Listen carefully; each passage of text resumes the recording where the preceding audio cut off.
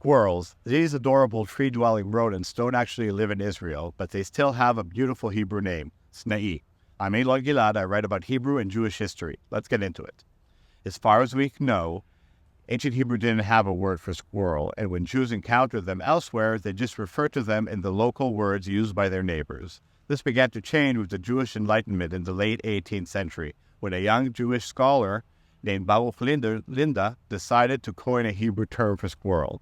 In his 1788 textbook, Reshit Limudim, Linda chose the biblical word koach. This term didn't catch on, though, likely because in the Bible it refers to a kind of lizard, not a rodent.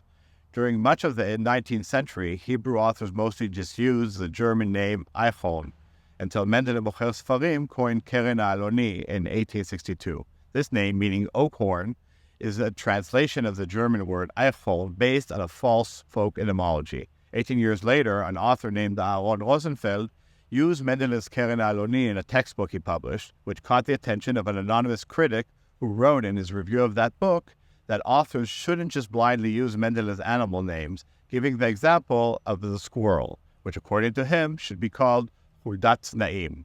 This term, Huldat Snaim, appears once in the Mishnah. Nobody knows what animal it's referred to. The word hulda itself, now used to refer to rats, probably referred to weasels, badgers, and other small carnivorous mammals. The second part of this name, snaim, is the plural form of sneh, an ancient word for bush, now basically only used for Moses' burning bush. So put together, huldat snaim meant something like bush weasel or something. Anyway, following the publication of that review, people began referring to the squirrel as a huldat sna'i. But as this term caught on, it almost immediately was shortened to just Sna'i. The shortening of two-word phrases like this was very common during that period, especially when one of the words was rare and essentially only used as part of that one phrase.